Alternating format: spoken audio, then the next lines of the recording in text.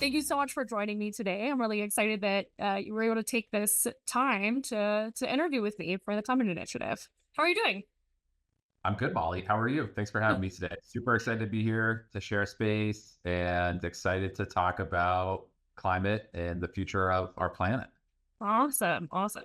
So, first of all, tell me a little about your job. Like, what's your job? What's your career path that you're on here? My name is Will Cobb. I'm the Associate Director of Student Enrollment, Access, and Impact within the College of Global Futures. My job is to enroll the student generation that is going to take care of our planet, to help solve some of these planetary issues, and really to develop the next workforce that's going to take care of us. Yeah, that seems pretty clearly related to climate to me. But do you want to you know, put a little dot the I on that for us and tell us a little bit about how that's related to climate change? Yeah, so for us, we're the College of Global Futures. So all of our programs are dedicated to creating a thriving and healthy planet. We do that through sustainability. We actually have the first sustainability school in the country. And it's such a focus, not just at ASU, but, with also within our college. So sustainability is a key part of that. Right now, that's currently our largest program and cohort of students. We also have an innovation in society degree, which essentially is how are we using technology for good and how are we ensuring that technology is benefiting humans. We have a complex adaptive systems degree, which is the math behind all of these planetary health issues, right? If we're thinking about, heat, for example, right? If we think about, the problem of, having enough water here in the desert in the future, right? There's math that you have to be able to, create models and projecting and futures forecasting, all those things in order to do that. So that's what complex adaptive systems is. And then we also have our newest school, which is the School of Ocean Futures, which is part marine biology and part, ocean health and the climate impact on ocean health, which is something we're really excited about, especially with 70% of the earth being covered in water. The health of the ocean is super important to the health of the planet, including life here in the desert. Awesome. Yeah, you know, I have to admit I am an alum from the School of Sustainability, so I've got a really large place in my heart for the College of Global Futures. Um, but I'm curious, how did you get on this path? Like, tell me, how did you get here, being this recruitment, like overseeing recruitment for the College of Global Futures? How did you get here? Yeah, that's a really good question. So, for me, I have no background in any of the programs that I just mentioned. For me, I think sustainability and having a healthy planet has always been like at the not even just the back of my mind, but at the front of my mind. I never really thought that I would have a career path in it. I started out as a high school teacher, became an assistant principal, have found myself doing, outreach and access work for ASU as a whole. When this position opened up to be able to, recruit students for our programs that, like I mentioned before, are going to help save the planet.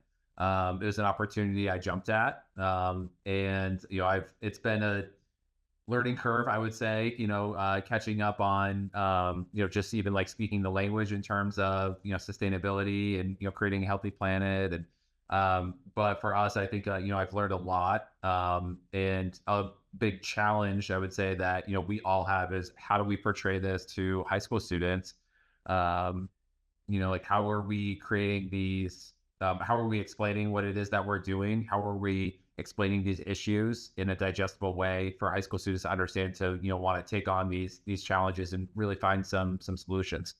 Speaking a little bit about you mentioned that there's a learning curve, and so I'm curious, kind of along those lines, what are some of the challenges that you faced in your career, and how have you overcome them? I always envisioned myself being an educator. Um, I thought that I used to think that being an educator meant being a teacher, being a principal, being a superintendent. Um, Once I left the high school space and started working in higher ed here at ASU in 2020, so 4 years ago, I really didn't know about all the other types of opportunities to work in education.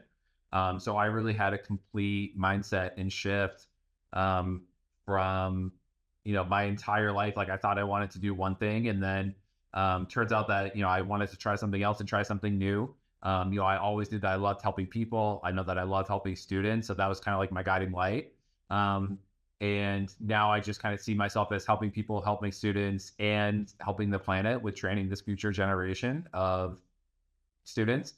Um, so yeah, I would say, for me, it was really just kind of having like a North Star of what I wanted to do, or things that I like doing, I should say.